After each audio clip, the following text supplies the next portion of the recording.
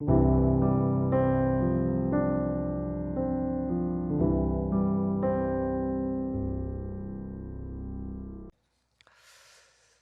성도 여러분, 시간이 참 쏜살같이 흐르는 것 같습니다.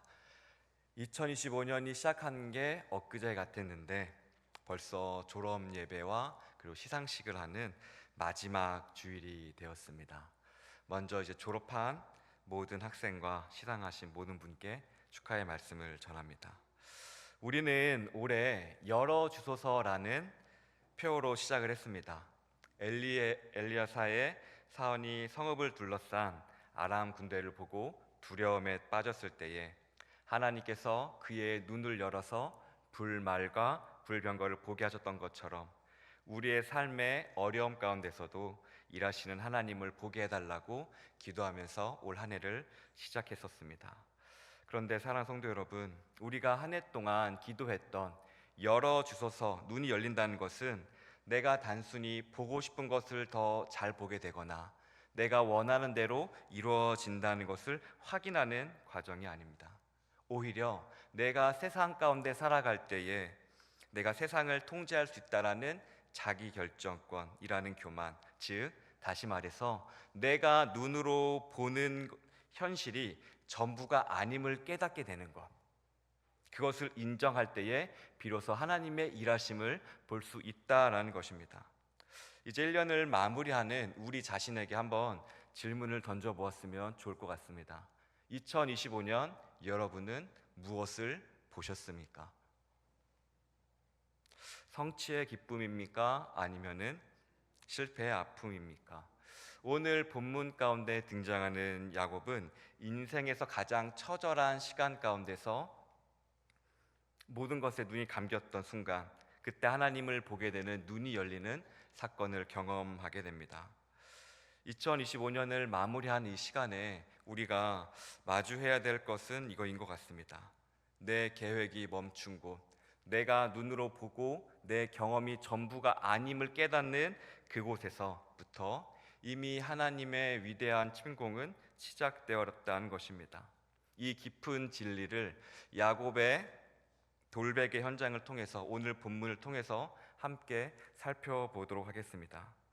오늘 본문에 등장하는 야곱은 참으로 똑똑했던 사람입니다.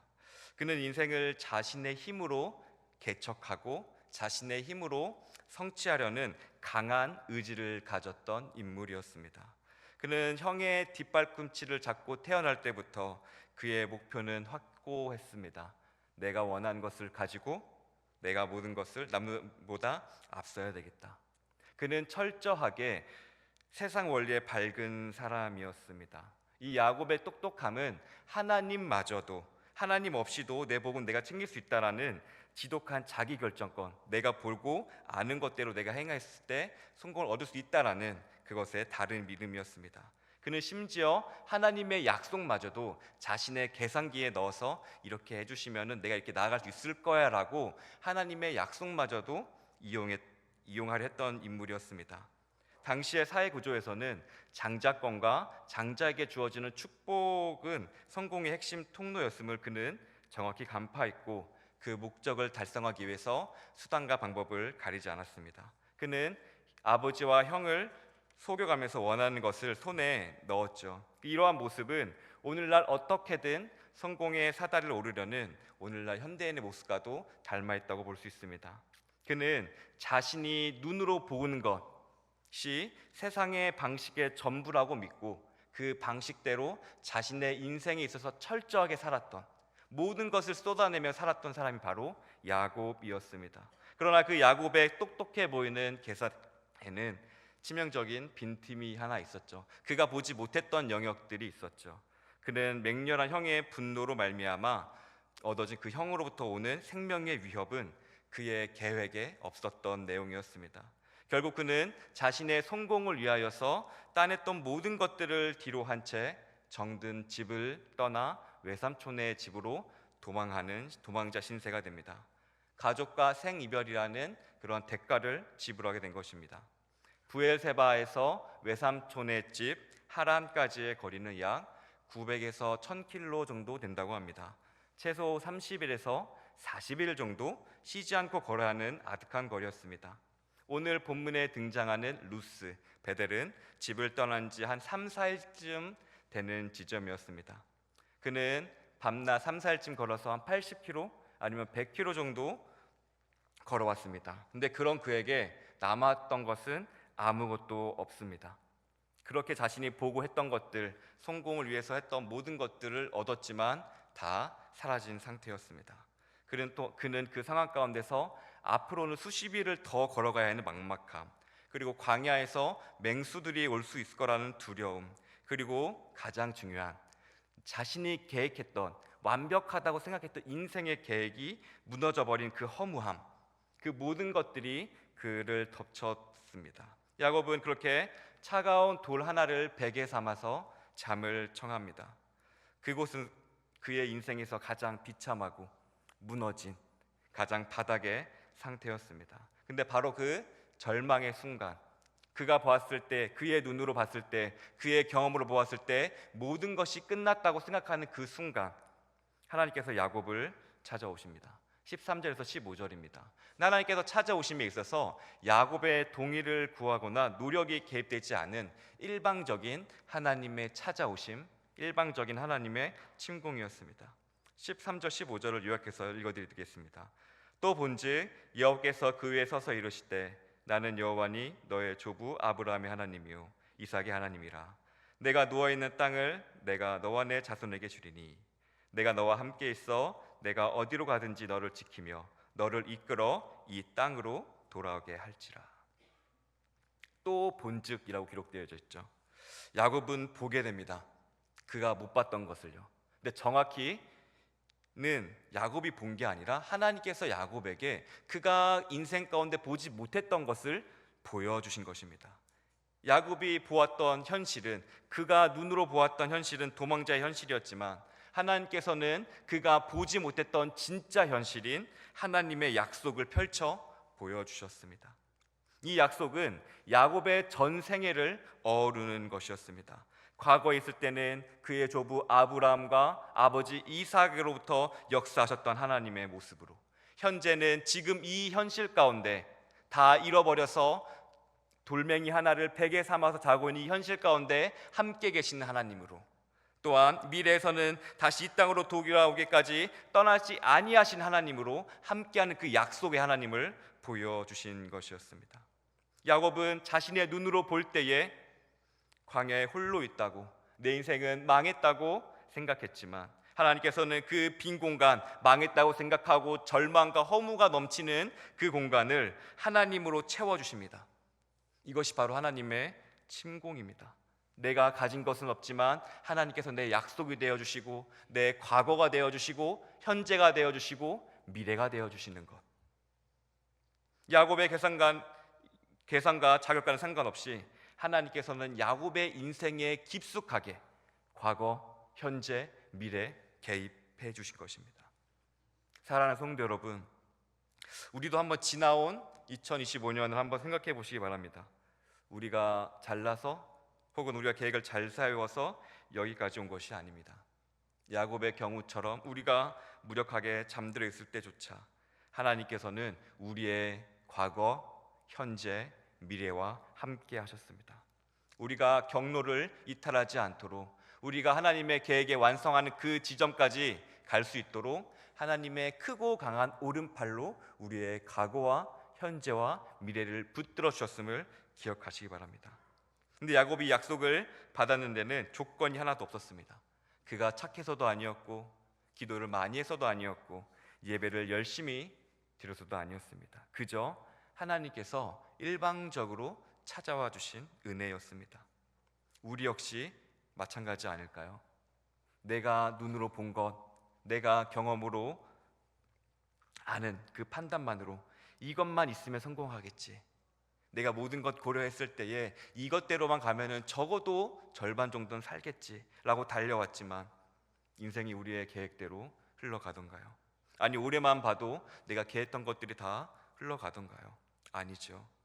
우리가 되돌아보면은 인생의 고난한 순간들, 이길 수 없다고 여겼던 그 어려웠던 순간들을 우리가 버틸 수 있었던 것은 우리의 열심이 아니라 우리가 지쳐 잠든 그날 밤에도 우리와 함께 해주신 하나님의 신실하심 때문이었습니다. 그러므로 우리가 진정으로 오래 보아야 했던 것은 경제 흐름이나 내가 계획한 대로 잘 되나 그것을 보는 것이 아니라 나를 향한 하나님의 열심 그 자체였습니다. 그렇다면 이 광야 항복판에서 하나님의 그 압도적인 약속을 본 하나님의 침공을 경험한 그 자는 야곱은 어떻게 반응했을까요? 16절입니다. 잠에서 깬 야곱은 첫마디 떨리는 고백을 합니다. 여호와께서 과연 여기 계시거늘 내가 알지 못하였도다. 야곱이 하나님의 약속을 보았을 때에 그의 객관적인 상황은 바뀐 게 전혀 없었습니다. 그는 여전히 형을 피해 도망치는 도망자 신세였고, 그가 발을 딛고 있는 것은 여전히 황량한 광야였습니다. 그의 사회적 신분이 바뀐 것도 안전한 요새로 이동한 것도 아니었습니다. 하지만 방금 전까지 외로움과 공포와 허무함으로 가득했던 그 광야가 하나님의 약속을 보게 되자 19절이죠. 하나님께서 계신 성소인 베델로 바뀌는 것을 볼 수가 있습니다. 야곱이 누웠던 곳의 원래 이름은 루스였습니다. 아몬드 나무가 우거졌으나 결국은 메마르고 거친 광야일 뿐이지요. 성경에서 루스는 결핍과 소모의 땅을 의미합니다. 마치 우리의 인생과 같습니다. 내가 내 인생을 책임지려 할 때에 내가 보고 듣는 내 경험과 내 학식으로 내 지능으로만 내가 하는 모든 것을 책임지려 할 때 우리가 마주하는 모든 현실이 루스입니다. 황량하죠. 그러나 야곱이 하나님의 약속을 보자 곳이 어떻게 바뀌죠? 하나님의 집인 베델로 바뀌는 것을 보게 됩니다. 그래서 우리가 주목해야 될 점이 있습니다. 광야가 그 루스가 베델로 바뀌었다고 해서 갑자기 그곳이 금치장이 되지 않았습니다. 비단길이 깔린 것이 아니었습니다. 환경은 그대로였죠. 눈에 보이는 것은 바뀐 것이 없습니다. 하지만 야곱은 그 자리에서 자신이 배웠던 돌베개를 기둥을 세우고 기름을 붓습니다. 이것이 굉장히 중요합니다. 기름을 부었다는 것은 그것을 하나님의 소유로 구별했다, 성별했다는 것입니다. 이런 고백이죠. 하나님, 이곳이 광야인 줄 알았는데, 그냥 내 인생길 실패의 연속인 줄 알았는데 하나님께서 이미 이곳에 계셨군요. 나 혼자 실패자 인생을 살고 있는 자 생각했었는데 이미 주님께서 이 자리에 계셨군요. 이곳에 하나님이 계시니 이곳이 성소입니다. 이것은 단순히 긍정의 힘이 아닙니다. 아니, 이것은 하나님 힘이 하는 자기 위로 그것이 아닙니다. 내 고통의 자리에, 내 암울한 시간 가운데, 내가 골짜기를 걷는 그 길 가운데도 하나님의 주권이 임하고 있음을 인정하는 항복의 고백이죠. 사랑하는 성도 여러분, 우리가 지난 2025년 아니면 그 전에 아팠던 순간들을 한번 생각해 보시기 바랍니다. 질병으로, 경제적인 문제로, 관계로 내가 원하는 것을 얻지 못했던 것들 기억해 보십시오. 근데 그때 그 자리에 하나님이 계시지 않았던 것이 아닙니다. 야곱의 고백처럼 과연 하나님께서 거기 계셨으나 우리가 알지 못했을 뿐입니다. 우리가 루스, 황량하다라고 여기면서 싫어하고 미워했던 그 자리가 하나님이 이미 베델로서 빚어가고 계셨던 것입니다. 사랑하는 성도 여러분, 우리가 하나님의 약속을 볼 때에, 하나님께서 우리와 동행함을 믿을 때에, 하나님의 계획이 신실하게 우리의 인생 가운데 이루어진다고 그것을 보고 믿을 때에 그 고통스러웠던 자리는 더 이상 루스가 아닙니다. 바로 하나님의 임재가 함께하는 베델이 됨을 믿으시기 바랍니다. 여러분이 그 모진 시간, 그 고난의 시간을 이겨낼 수 있었던 것은 나의 인내심과 그것이 아닙니다. 광야 항복판에서 이미 그 자리에서 기다리고 계셨던 하나님의 약속의 신실하심 때문이었습니다. 그러므로 사랑하는 성도 여러분, 현실의 풍랑에 시선을 빼앗기지 마시기 바랍니다. 우리가 하나님의 보는 눈이 열릴 때, 하나님의 약속을 보는 눈이 열릴 때에 광야 같은 우리의 인생길, 황량한 인생길은 하나님이 거하시는 베델로 바뀌게 됨을, 그런 축복의 여정이 됨을, 하나님께서 내 인생 가운데 일하시는 놀라운 내 인생이 됨을 믿으시길 바랍니다. 2025년 마지막에서 우리의 모든 루스를 베델로 바꾸시는 그 하나님의 은혜를 경험할 수 있는 저 여러분 되기를 주님의 이름으로 축원합니다. 이렇게 야곱은 하나님의 압도적인 임재와 거대한 약속을 목격한 직후였지만, 잠에서 깬 야곱의 반응은 좀 우리의 예상과 사뭇 다른 것을 볼 수 있습니다. 그는 성숙한 신앙인의 모습으로 즉각적으로 이렇게 해야지 라고 다짐하는 대신에 다시 자신의 했던 계산기를 꺼내죠. 20절 22절을 보시기 바랍니다. 그것을 보면 온통 조건문으로 둘러싸여 있음을 볼 수 있습니다.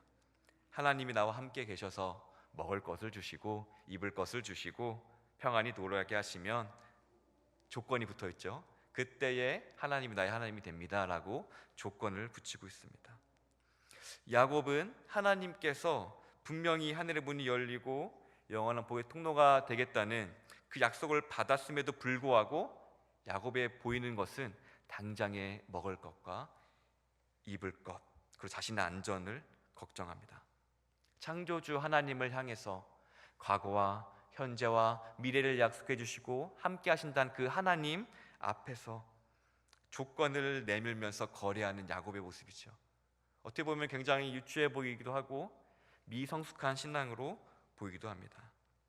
하지만 사랑하는 성도 여러분, 이것이 현실을 살아가는 우리의 진짜 모습은 아닐까 합니다. 우리는 예배를 통해서 은혜를 경험하죠. 기도를 통해서 하늘의 평안을 맛보기도 하고 힘을 얻기도 합니다. 그러나 교회 문을 나서는 순간 우리를 덮치는 것은 현실이죠. 내년에 경제가 어렵다더라, 자녀들의 진학의 문제, 사업의 문제, 노후의 안녕 같은 지극히 현실적인 문제, 그러한 공포들이 우리를 덮칩니다. 하나님의 은혜는 영원하다고 하지만 배고픔은 당장 느껴지기에 그게 우리의 현실이죠. 그러나 우리가 이 야곱의 태도를 보면서 우리가 찝어야 될 포인트가 있습니다. 이것은 야곱을 통해 보는 지극히 현실적인 모습에 우리가 포인트를 두는 것이 아니라 바로 하나님의 인내하심, 우리는 집중해서 봐야 됩니다. 모든 것을 주관하시고 모든 것을 만드신 하나님 앞에서 야곱의 이런 태도, 하나님 이렇게 해주시면 이거 할게요 라고 하는 거래하는 태도는 하나님 앞에, 거룩하신 하나님 앞에 굉장히 무례하기 짝이 없습니다. 이럴 것 같아요. 내가 너에게 약속해 줬는데, 창조주인 내가 친히 너에게 약속을 주었는데 너는 나에게 이러한 거래를 하느냐, 이렇게 혼내실 것 같은데, 하나님은 야곱의 이러한 유치한 조건들을 다 받아주세요. 왜 하나님은 이렇게 인내하실까요? 그것은 바로 하나님께서는 야곱의 지금 미성숙한 모습을 보는 게 아니라 완성될 모습, 야곱에서 이스라엘로 바뀌는 그 모습을 보고 계셨기 때문입니다. 아이가 부모에게 나 이번에 시험 잘 보면, 대학 붙으면은 맛있는 거, 핸드폰 사주세요라고 할 때에 부모는 이제 그 거래가 공정해서 하는 게 아닙니다.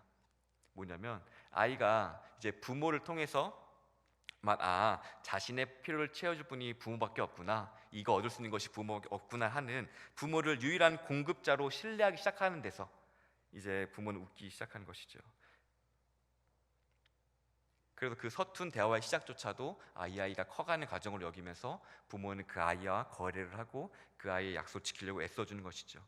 마찬가지로 하나님께서도 야곱이 했던 그 계산적인 서원조차도 그와의 관계를 시작하는, 그의 어린 신앙을 성숙한 신앙으로 바꿔가는 첫 단계로 하나님께서는 이용하셨던 것입니다. 사랑하는 성도 여러분, 우리도 한번 지난 해를, 이번 올해를 돌아보시기 바랍니다. 우리 또한 야곱과 크게 다르지 않았습니다. 그 은혜를 경험하고도 뒤로 가면은 의심했고, 응답을 받고도 뒤돌아서면은 어떤 게 나한테 가장 유리할까, 어떻게 하면 손해를 보지 않을까 생각했죠. 하지만 하나님께서는 그 부족한 믿음조차도 씨앗으로 삼아서 우리를 이곳으로 인도하셨음을 믿으시길 바랍니다. 우리의 완벽함, 내 계산, 손해보지 않을 거야 라는 그것이 나를 이들이 인도한 것이 아니라 이러한 부족함을 보고도, 이러한 미성숙한 나의 모습을 보고도 끝까지 인내하시고 기다려주시고 우리의 성숙함으로 만들어 가신 그 하나님의 열심이 우리를 살린 것임을 믿으시기 바랍니다. 그러므로 우리도 그 크신 사랑 앞에 서툰 반응이라도 한번 해보길 원합니다.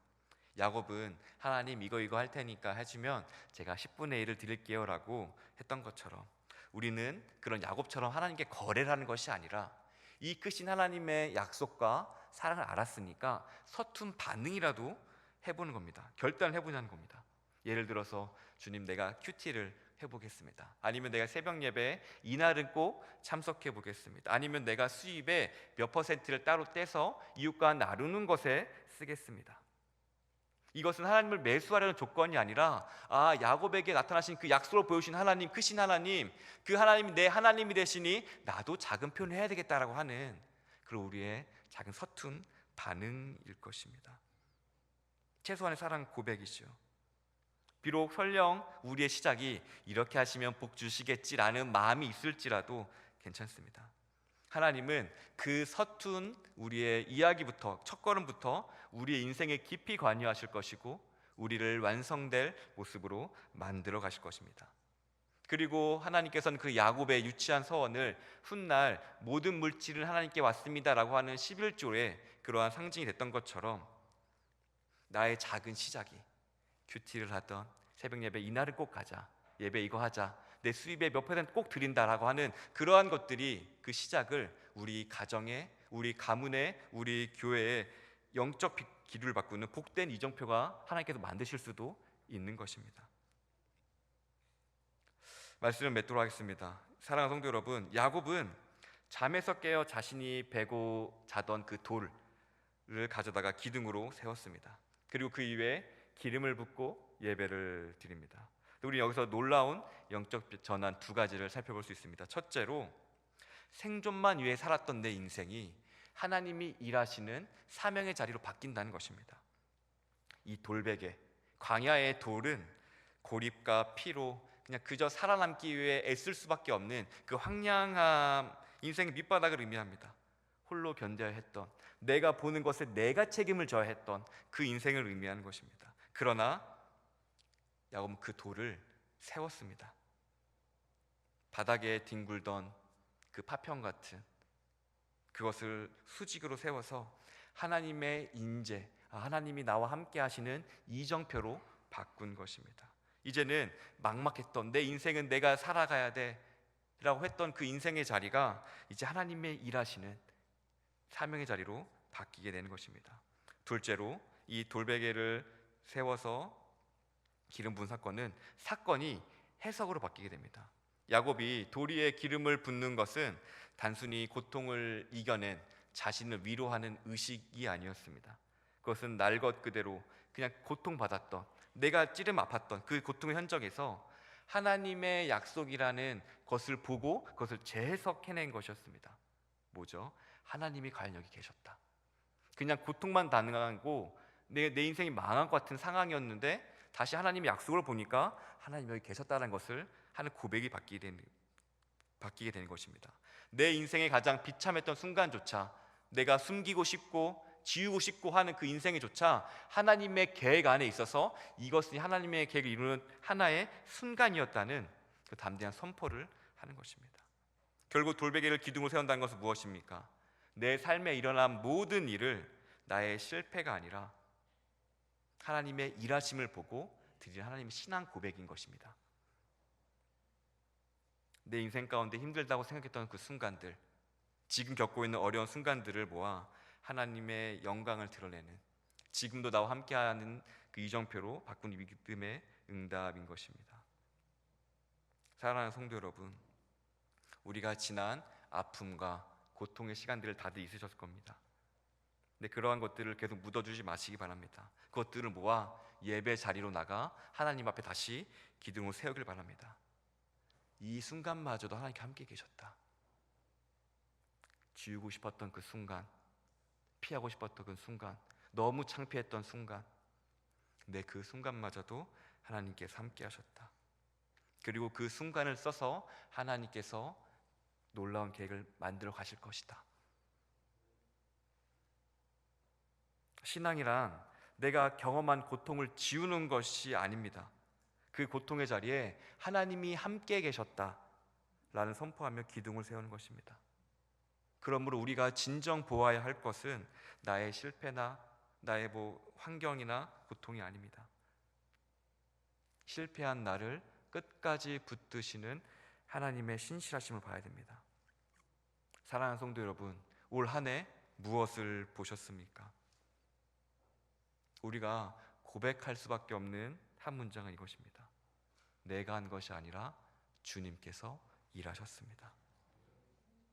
내가 귀로만 들었사오나 이제 눈으로 주를 봅니다. 주님께서 함께 계셨습니다. 내가 무력하게 잠들었던 밤에도, 손해보지 않으려고 계산기에 돌렸던 의심하던 순간에도 하나님은 우리와 함께 계셨고 그 약속을 신실하게 지켜오고 계셨습니다. 이제 그 하나님께서 2026년도에도 우리의 하나님이 되어 우리의 미래에 앞서서 준비하시며 일하시고 계실 것입니다. 이제 2025년 돌베개를 통한 거룩한 기둥을 세우길 바랍니다. 고통의 기억을 고통의 기억으로 놔둔 것이 아니라 그 기억을 하나님께서 함께 계셨다라는 것을 선포함으로 말미암아 우리를 위해서 일하신 하나님, 그리고 내년에 우리의 앞서가서 일하시는 하나님, 그 하나님을 눈으로 봄으로 말미암아 우리가 올 한 해도 잘 마무리하고 내년을 준비할 수 있는 저 여러분 되기를 주님의 이름으로 축원합니다. 기도하겠습니다. 사랑이 많으신 하나님, 주님께서는 우리의 모든 순간을 함께 하셨습니다.